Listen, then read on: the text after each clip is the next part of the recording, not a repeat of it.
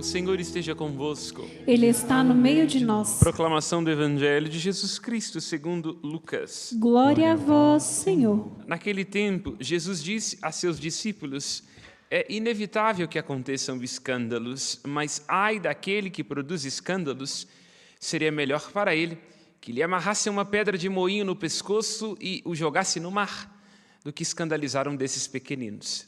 Prestai atenção. Se teu irmão pecar, repreende-o. Se ele se converter, perdoa-lhe. Se ele pecar contra ti 7 vezes num só dia, e 7 vezes vier a ti dizendo, estou arrependido, tu deves perdoá-lo. Os apóstolos disseram ao Senhor, aumenta a nossa fé.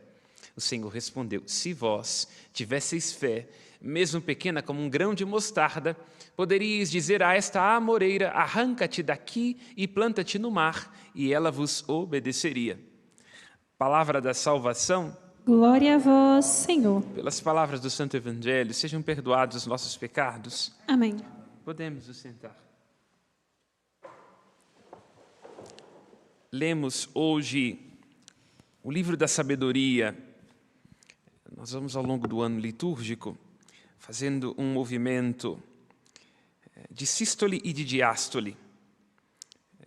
Na sístole vamos para fora, em trechos do Novo Testamento. Na diástole vamos ao núcleo íntimo da fé de Israel, qual seja o Pentateuco, os profetas e os livros históricos.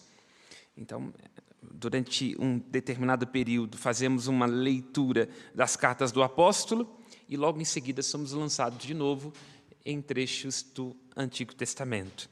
Porque o Cristo, que é o grande objeto do Evangelho que é anunciado, nós não anunciamos outra pessoa do que o próprio Jesus Cristo. Deus, não só na sua revelação, está comunicando coisas a respeito de si, mas a si mesmo tem no Antigo Testamento uma profecia da sua vinda. E tem nos trechos das cartas do apóstolo Paulo e também dos outros apóstolos uma síntese do seu Evangelho. Então, o centro é Cristo. Aquilo que veio antes de Cristo é uma profecia que encaminha para Cristo. E tudo aquilo que é desenvolvido depois, através do pensamento dos apóstolos, acaba sendo uma grande síntese, um aprofundamento mais teológico, doutrinal, moral, né? Para usar uma expressão técnica da teologia, parenético, parêneses de ensinamento daquilo que o Cristo apresenta, às vezes, no Evangelho, como uma narrativa, com suas histórias. Portanto, estamos de novo no Antigo Testamento, no livro da sabedoria, tendo feito uma grande e extensa leitura dos 16 capítulos da carta aos Romanos. E esse livro da sabedoria é muito particular, porque se trata do último livro do Antigo Testamento, que traz noções que não estavam muito claras já no início, como, por exemplo, a noção que vem a nós do diabo. Isso não está presente no Antigo Testamento, com a clareza que vai vindo a nós do que significa esta entidade oposta a Deus. É no livro da sabedoria que nós entendemos que há uma disputa muito mais espiritual, muito mais aguerrida entre aquilo que é de Deus e a ele se opõe, e tudo isso se concentra nessa figura. Ou mesmo a ideia da ressurreição, quando nós estamos em celebrações como aquela dos fiéis defuntos, seja de alguém pessoal nosso, ou daquela que é a celebração dos defuntos no mês de novembro, nós recorremos ao livro da sabedoria, porque o livro da sabedoria é que fala da ressurreição com mais clareza, da imortalidade do Espírito, uma noção que não está presente desde o início no Antigo Testamento. Então é um livro de uma teologia mais madura, entende? E ela só é madura porque é uma teologia do encontro com o núcleo da fé de Israel, com aquilo que havia de mais contemporâneo no pensamento grego e romano. É um livro que está sendo escrito ali por volta do ano 50 a.C., em Alexandria. Alexandria seria uma espécie de Nova York. É um lugar por onde o mundo inteiro passa, entende? Então, lugares onde o mundo inteiro passa, como cultura, como comércio, como pensamento, tendem a ter troca E nesta troca há um mútuo esclarecimento de uma coisa à outra. Então, o livro da sabedoria é escrito por um hagiógrafo, um escritor sagrado, que tem um grande desafio de inculturar a fé judaica, que está dizendo numa terra que não é sua. Está dizendo aos judeus da diáspora, portanto, não dentro do contexto da Palestina, mas fora dela. Ao mesmo tempo, inculturar essa fé, assimilar os valores grecos romanos, todo o pensamento. Imaginemos Alexandria, de Alexandre Magno, cujo professor foi Aristóteles. Então, nós estamos dizendo do grande conhecimento da humanidade. A Biblioteca de Alexandria, dizem que era um lugar que continha assim, ensinamentos do ponto de vista bibliográfico, que nós, enquanto civilização ocidental, jamais teremos chance de ter contato de novo. É uma biblioteca que pega fogo no mundo antigo. Então, estamos dizendo de uma grande pujança cultural. Então, o desafio do autor é de assimilar tudo isso. Assimilar a partir de tudo aquilo que ele recebe do seu judaísmo. E, ao mesmo tempo, inculturando, assimilando, manter-se fiel, conservar as suas tradições.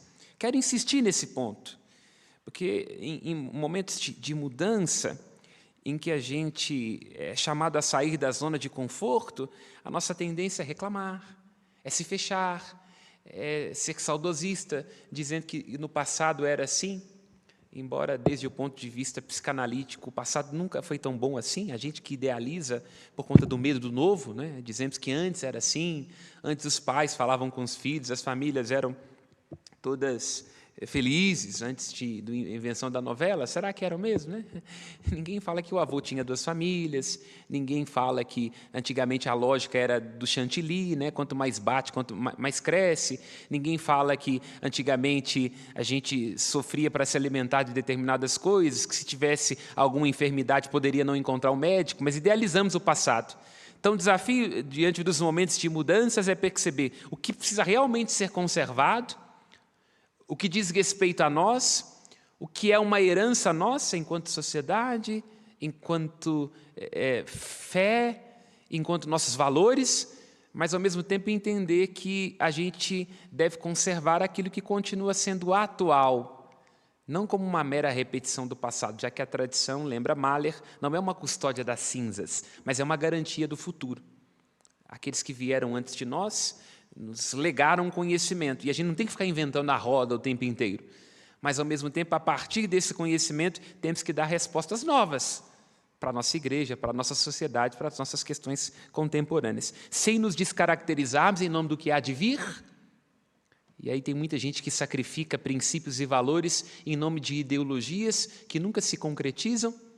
Estou aqui para citar um exemplo muito sutil, tomando cuidado para não vir nenhuma bomba aqui, por exemplo, do comunismo, quando a gente fica sempre idealizando uma realidade que nunca se encarna, e toda vez que ela acontece, ela termina sendo o prazer do partido político, ou, mais uma vez, se derruba o czar para elegir uma outra casta política, se destrói a fé do povo russo para depois continuar com o cadáver de Lenin, que é a única múmia contemporânea que... Nossa Senhora, toma cuidado com a bomba aí. A única múmia contemporânea que nós temos é de um culto não religioso, mas de um culto ateu, materialista.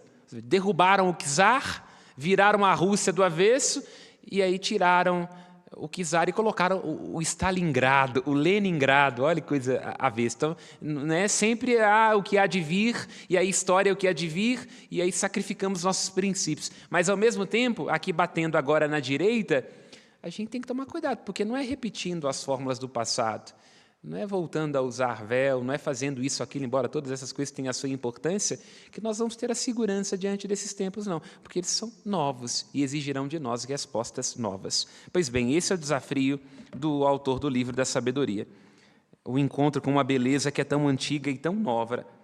E ele o faz recorrendo àquela que é a grande busca do pensamento, seja o pensamento filosófico, seja o pensamento religioso, que é a sofia, a sabedoria. Os gregos, todo o pensamento, todo todo o conhecimento do mundo antigo não era outra coisa do que acumular, por meio de um referencial teórico, por meio da investigação dos astros, uma sabedoria. O que é sabedoria? O que é o conhecimento científico? É uma maneira de atravessar a vida que é sempre tão breve, cheia de desafios, sofrendo um pouco menos. Então, o desenvolvimento da medicina, com Hipócrates, por exemplo, é uma maneira de tornar a nossa travessia humana um pouco menos dolorosa. Por exemplo, descobrindo o princípio ativo dos medicamentos. O que é a sabedoria dos estoicos? É uma maneira de ir recolhendo conhecimento sobre a realidade para sofrer um pouco menos, brigando com a cunhada. Pensemos, por exemplo, nos princípios estoicos ou do conhecimento antigo, né? Que a gente não deve levar a vida muito a sério, porque ninguém vai sair vivo dela mesma, então não temos que brigar por conta de coisa à toa. Então, todos, a filosofia, a ciência, estão à procura dessa sabedoria, e também os judeus. Essa é a sacada do autor do livro da sabedoria. Aquilo que é para ele um patrimônio das tradições, da lei e dos profetas, não está se opondo ao que de novo vem em Alexandria. Ele entende que não é para pegar o judaísmo e dizer que o judaísmo se opõe ao conhecimento da ciência, se opõe à filosofia, mas é entender que por detrás da instrução filosófica, por detrás do conhecimento dos princípios ativos da ciência, o mesmo Espírito fala, porque Deus não pode negar-se a si mesmo. Se é verdade, se é sabedoria, se conduz à cura e se faz bem, só pode ter sido Deus que falou. E é por isso que ele vai terminar a primeira leitura de hoje. Estamos no primeiro capítulo, nos primeiros versículos, porque o Espírito do Senhor, ele enche toda a terra. Então, toda a terra está grávida do Espírito, entende?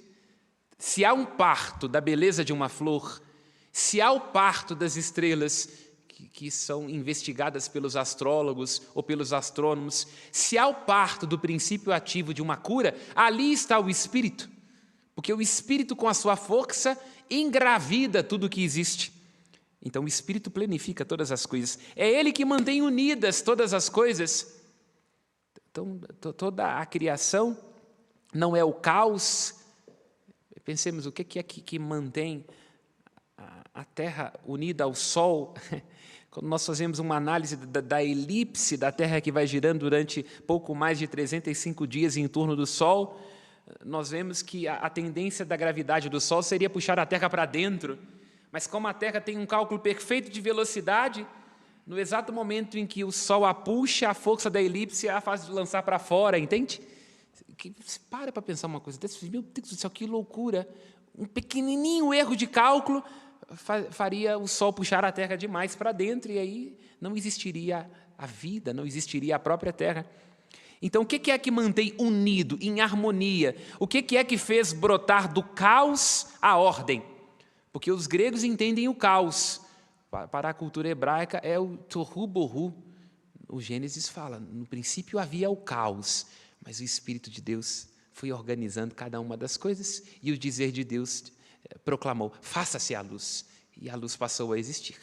Então, o que mantém unido? O que é a harmonia do universo? O Espírito. E o Espírito tem conhecimento de tudo. Ele esquadrinha a intimidade de todas as coisas. Porque, para os gregos, o ser é aquilo que existe de mais comum entre tudo que existe. Porque tudo tem ser. Esse microfone é ser. Este ambão é ser. Esse livro é ser. Eu sou ser. Você é ser. Tudo tem ser. Então, o ser é aquilo que existe de comum em todas as coisas, entende?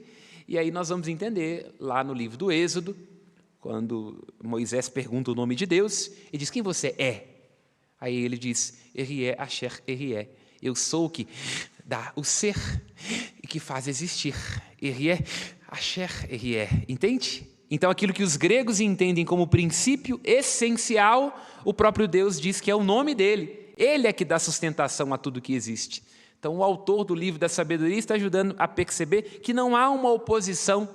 A própria criação, na sua beleza e na sua natureza, dá testemunho do Espírito de Deus, que enche todas as coisas, que mantém tudo unido e que está presente de um modo profundo e penetrante em tudo aquilo que existe. A Sofia do mundo grego é, na verdade, o Espírito de Deus, que atua e que inspira todas as coisas.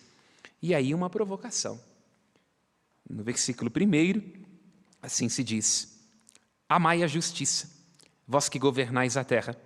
Tende bons sentimentos para com o Senhor e procurai-o com simplicidade de coração. Na sua investigação sobre a sabedoria de Deus, que preenche todas as coisas, a sabedoria que é o Espírito, a primeira palavra é dirigida àqueles que tendem a pensar que são melhores do que os outros, os príncipes deste mundo.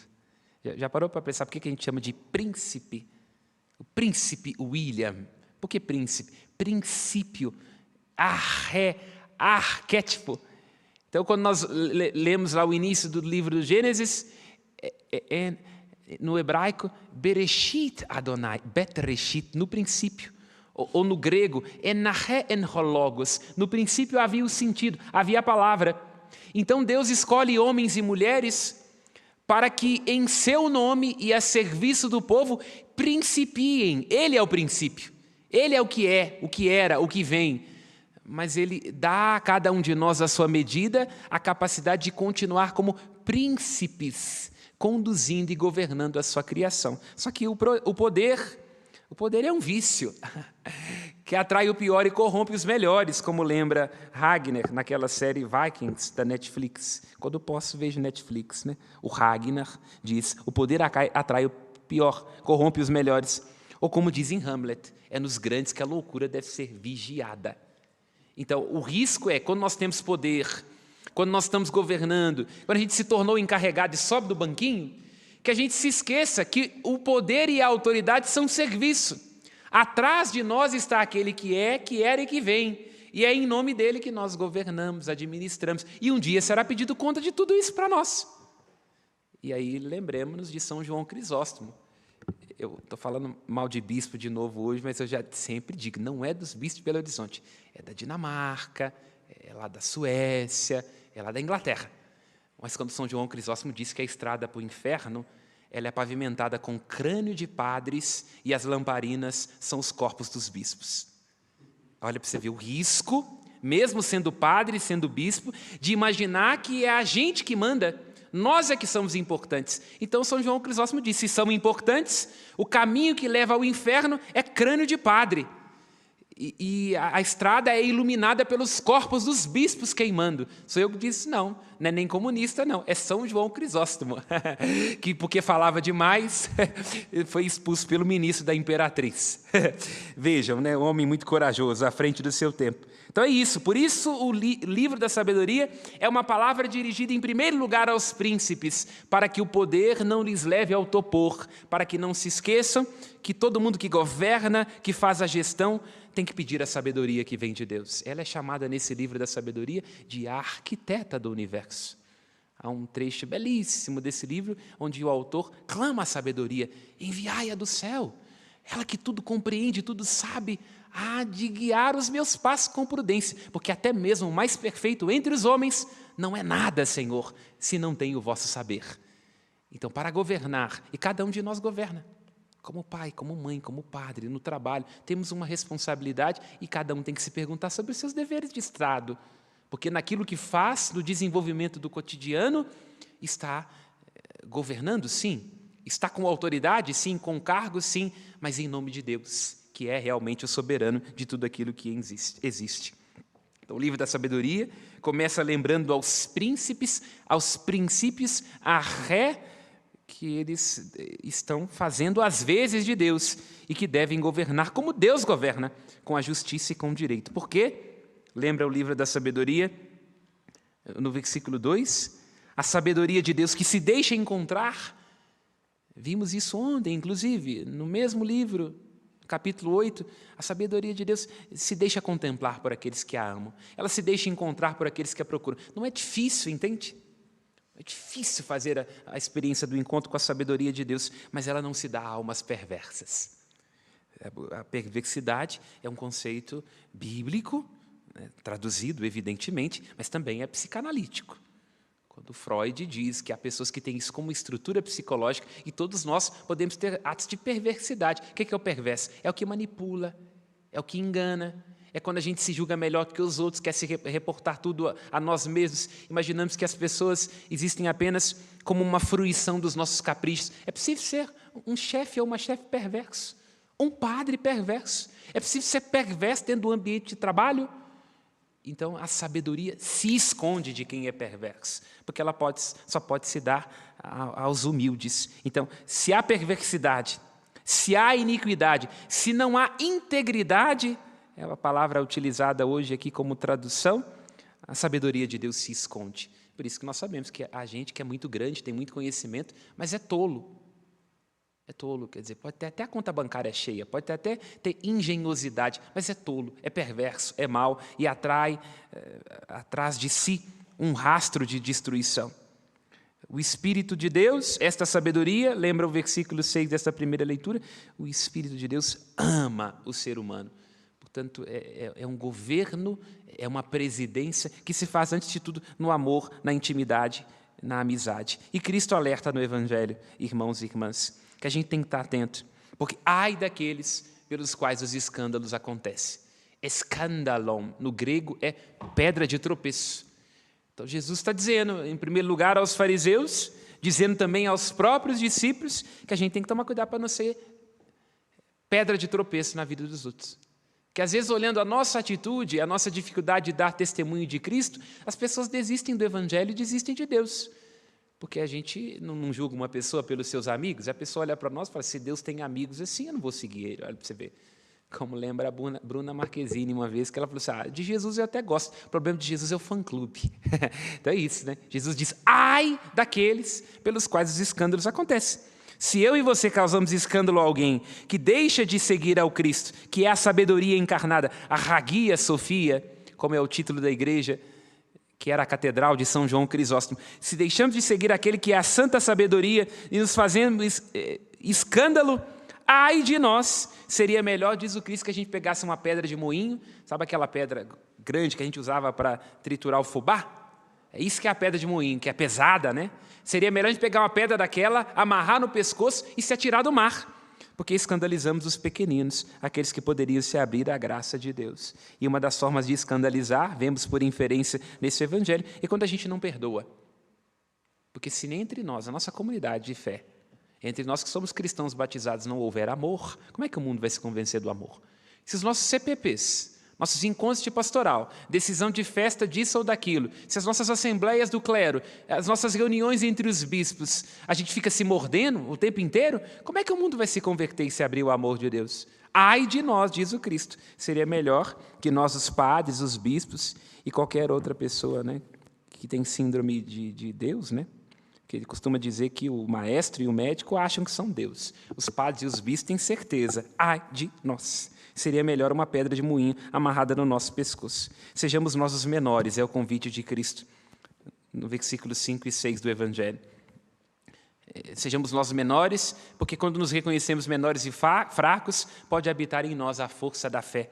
A força da fé que age em nós, a graça de Deus agindo em nós, e assim nós poderemos dizer às amoreiras. Por que Jesus fala da amoreira? Que a amoreira é tipo uma árvore do cerrado, ela tem raízes muito profundas. Nós poderemos dizer as coisas de raízes mais profundas, as maiores dificuldades que todos nós atravessamos, nós poderíamos dizer, arranca-te daqui e lança-te ao mar. Aí, ao invés de sermos nós a cairmos no buraco, pela força da fé serão os nossos problemas, as nossas amoreiras. Cada um tem as suas, né?